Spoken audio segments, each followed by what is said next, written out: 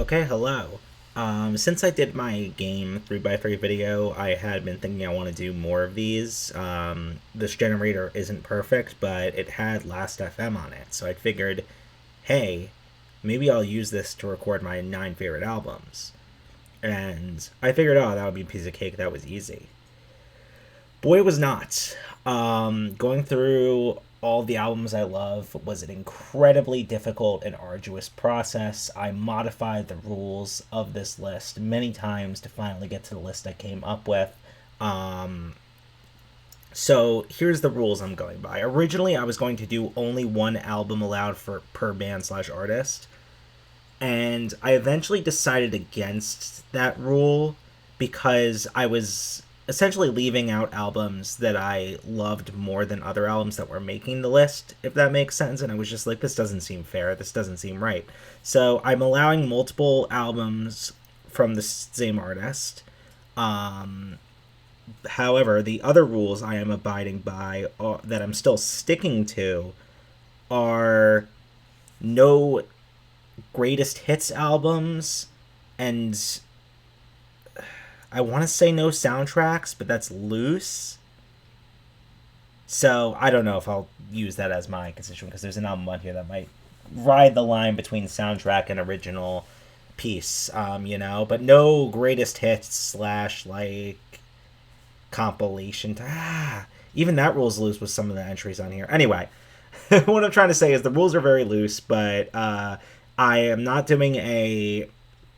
I'm not doing a. How do I say this? Oh my god, I'm blanking on the term for honorable mentions. Just sitting like, how do I say the words honorable mentions? God. Anyway, so without further ado, let's jump into this list. So I'm going to start with an assortment of favorites that I have been favorites for a very long. Like, I'll rephrase that. I'm going to start with an assortment of favorites that are more classic, that are more older classic era. Then I will do my favorites from the modern, like 2010s era of music, and then I will end with 3 albums that I would probably consider, they're all by overlapping artists, but 3 albums that I go back and forth between these three, considering it my favorite album of all time. So without further ado, let's jump right in with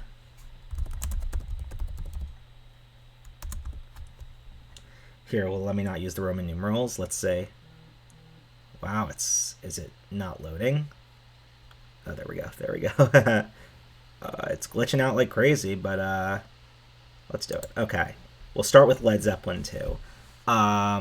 This is, I'm going to say about a lot of these, but this is, in my opinion, a perfect album. I am going to pull up the track list right now as I go, just so we can, like, sort of have a better frame to talk about the album from.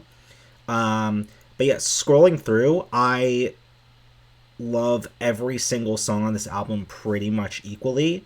I would say if I had to pick a favorite, I'd have to go with Ramble On. That's probably my favorite Led Zeppelin song. I don't know what it is about this album. It's just like it's just perfect in every way. It's textbook perfection in music. Like I like some of the songs transition into others. I feel like it was one of the first of its kind to do that. Um, I love the diversity of sounds on this album.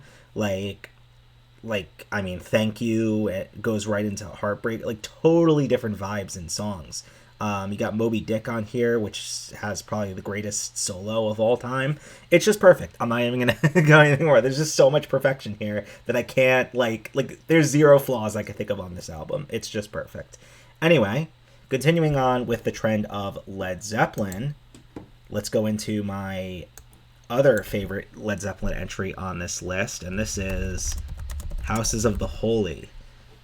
It's always funny. This always confused me as a kid when I was first getting into Led Zeppelin that the song "Houses of the Holy" is not on this album. It's on Physical Graffiti, which is it's weird. It's weird. The album cover is like really weird and creepy and abstract, and I really like it.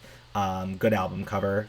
But yeah, it is a little weird that that song is not on here. um, but I think it came after, so it's like kind of an ode to the name of the album, I guess.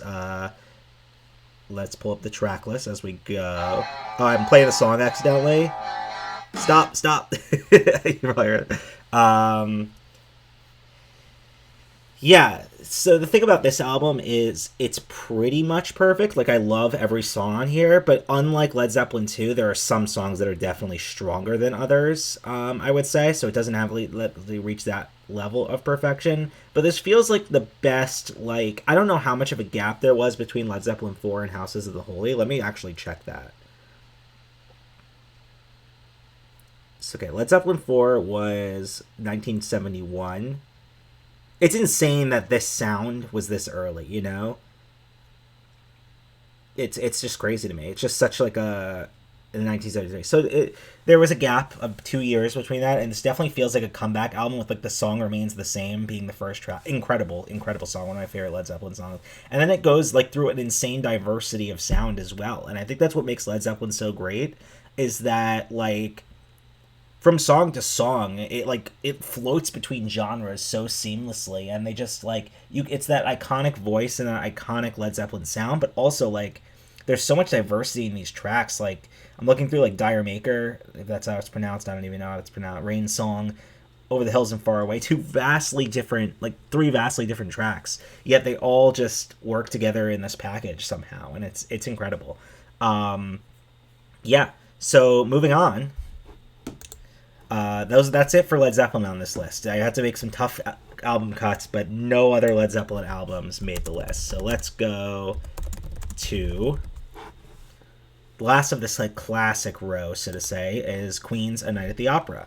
There's a lot of Queen albums that I would be okay with people putting on their favorites list. You know, I think there's a lot of pretty fair choices here, but I think to me, A Night at the Opera is the strongest. I think that it has the highest concentration of 10 out of 10 songs. Like Bohemian Rhapsody is the Bohemian Rhapsody album. This is where it comes from, you know? And what better album conclusion? What better way to end an album than Bohemian Rhapsody? I mean, it has that little outro of God Save the Queen, but like that's what I call a little outro. I don't really call that a full track. But yeah, it has like some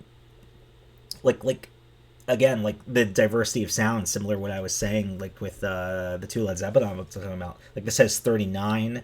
This has You're My Best Friend, which is like the titular movie end credits song, classic. Love of My Life, Bohemian Rhapsody, just such bangers. And there's some song tracks on this album that I would say like I don't really like, but they're still fun, like Lazing on a Sunday Afternoon and Seaside Rendezvous. Like you could probably cut those, but I get it's part of like Freddie's shit, you know, it's part of his like style. So you kind of got to throw those like Freddie-esque tracks in there, you know. But otherwise, this is just, you know, this is when I think of Queen, I think of this album. This is like the Queen album for me. I know a lot of people have different choices for that, but this is what it is for me. Anyway, let's move on to the modern picks. These are picks that I would say came out after 2010. This was another tough row. I had to make a lot of deep cuts, but let's go in. I will try to go what I think is chronological order here. So let's go ahead with I think this would be first. Let's see if it's even on here. Oh, it would be on Last FM. I hope it doesn't divide up the discs and just can put the full album because it's 4 discs. Okay, this is the album artwork I would pick. Lukaku City M's. This is what I was worried about when I was like bordering on greatest hits, the greatest hits / soundtrack rule, because I think it's kind of a greatest hits album, kind of a soundtrack album, and kind of its own original album. For me, the first 2 discs of this 4-disc package are the album. The rest is just like background soundtrack of the Lukaku City Actors TV show, which is a show sort of adapting the albums of the Kagura Project, if you will, into like a fictional narrative. If you haven't heard, this is probably the least heard of. Nah, there's more, but like this might be one of the least heard of on this list in my opinion. And I think like explaining what the Kagura project is might be hard. It's a multimedia narrative project that that spans between, I think there's really albums and music videos, which in my opinion is like the core. Then there's the novels, then there's the manga, and then there's also an anime show. Um, yeah, I think this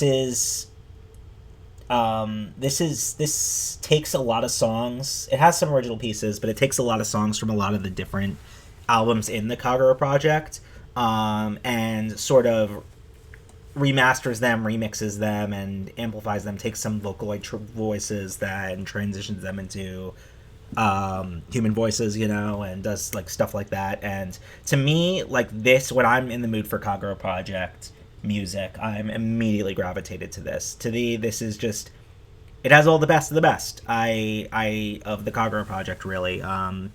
To me, like I do love some Vocaloid albums. There's an album on here that is Vocaloid that I will get to.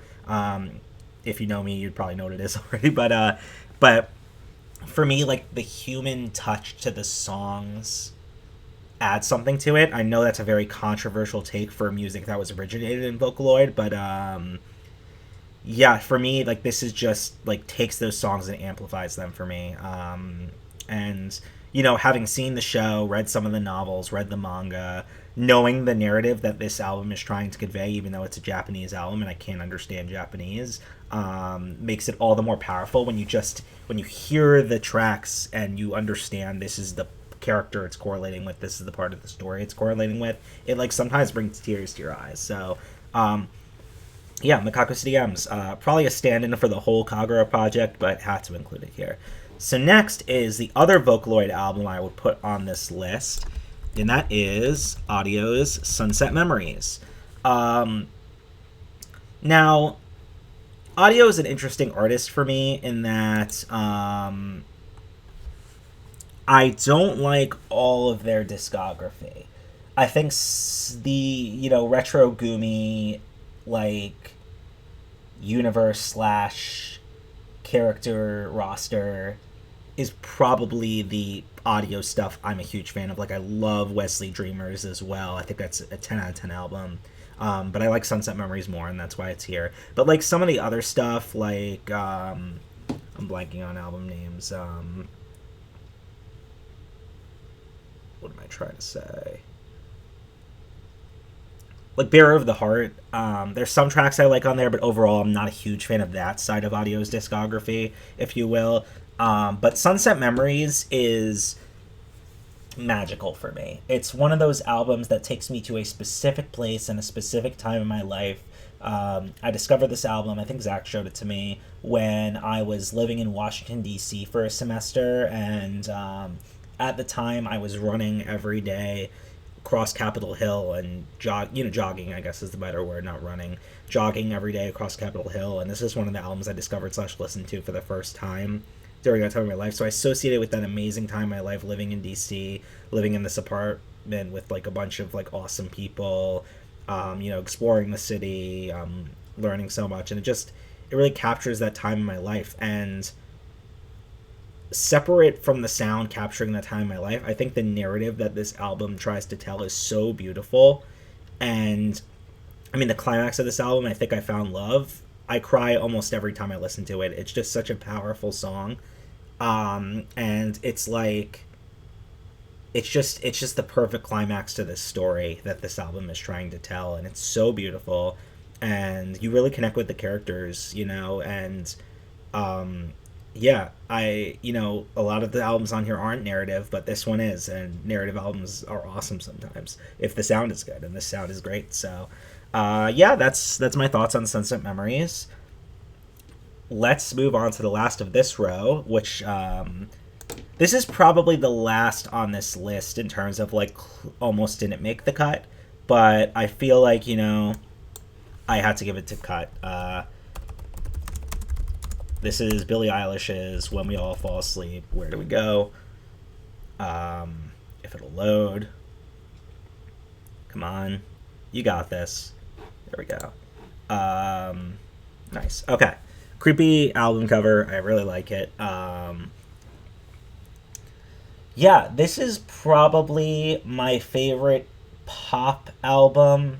Probably the album that opened me up to pop music. Before this album, before 2019, really, when this album came out and I discovered it, I really had like this, I don't know what you call it, this unwarranted grudge against pop music. Like, I just, like, just lumped it all in as all trash, not good, like a cursed genre.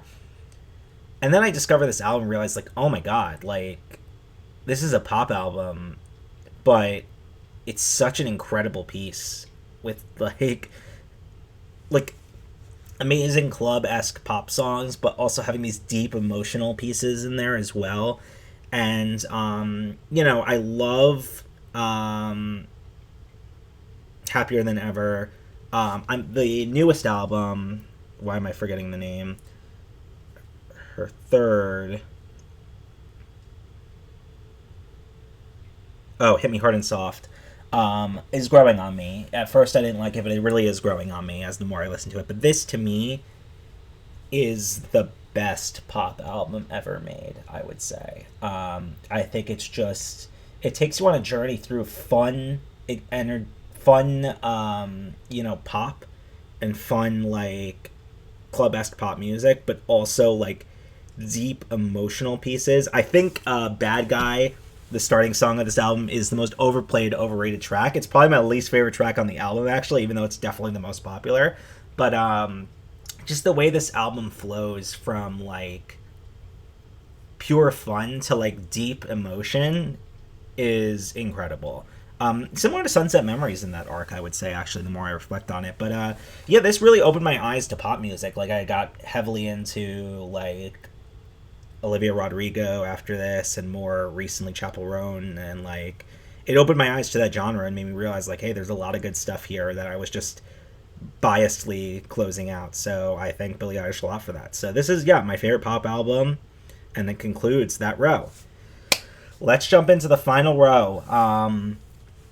These three, similar to my video game one, at any given time you ask me, I would say any of these three could be my favorite album of all time.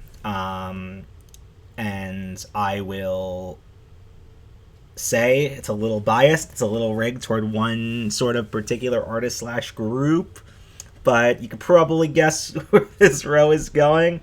Yeah. So we will start with Abbey Road. I flop constantly back and forth between whether Abbey Road or the other Beatles album I will include in this row is my favorite Beatles album.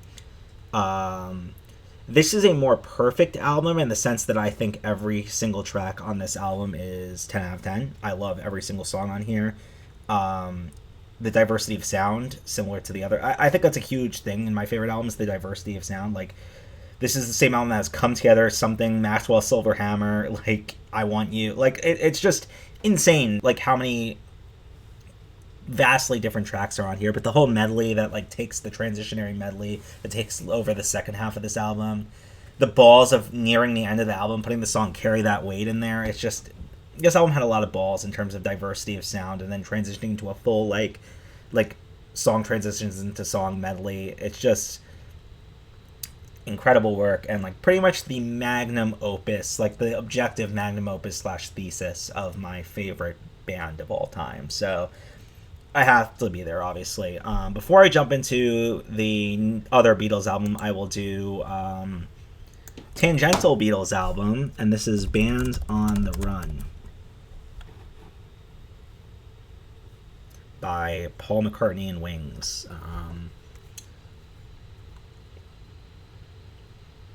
Pull up the track list.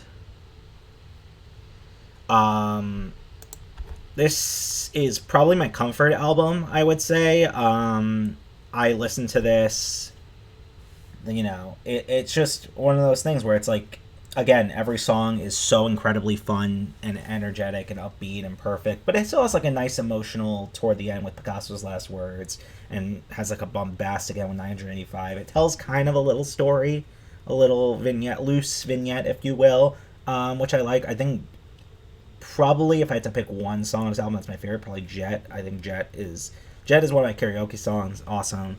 I think this is the best. I know a lot of people are going to say, "What about Imagine? What about Imagine?" I would say Edge is probably my third. I think Extra Texture is probably my second, which is George Harrison's album. But I think this is the best solo Beatles project, if you will. Yeah, it's just a comfort album for me. Like I remember when I was back in like 2018 when I was commuting from Long Island to Manhattan every day.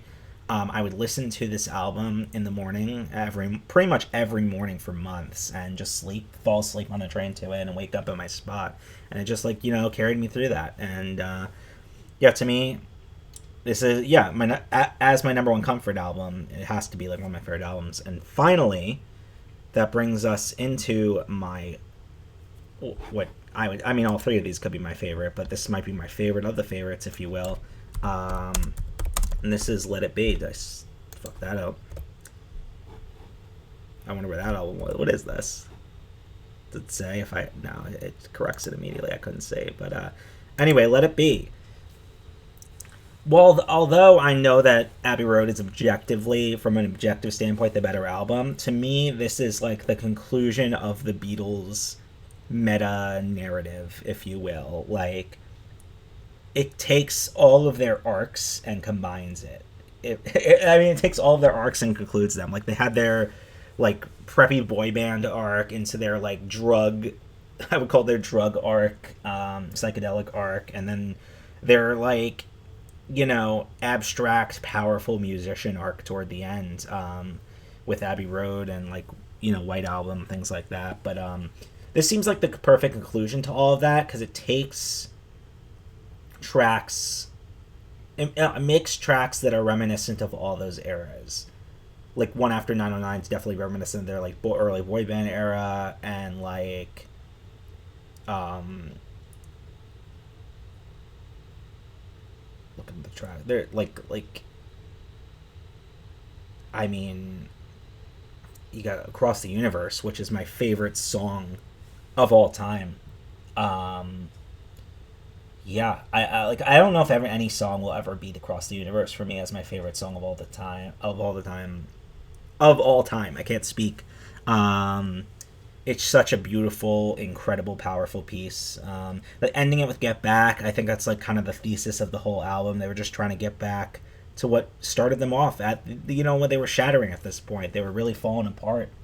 And they just had to have one last project to get them back to where they once belonged, where they came from before they shut the doors, if you will. And like, it's just powerful. It's a powerful statement, it's a powerful meta narrative, and for me, that's why I cherish this album so much. Not necessarily each of the individual tracks, so to say, but just overall conceptually what this album does and the service it does sort of for the greatest band / artist group of all time.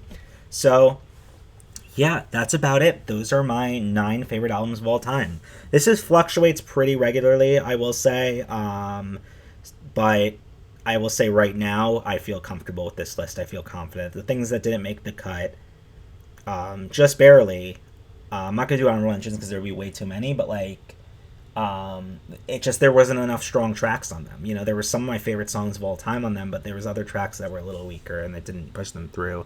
And there's stuff that conceptually, like Let It Be, Sunset Memories, conceptually eked them out. So yeah, these, let me know your thoughts. Let me know if you agree, disagree, think I'm insane. I think these are my 9 favorite albums of all time. So, and that is about it. Thank you all for watching. See you guys in the next video.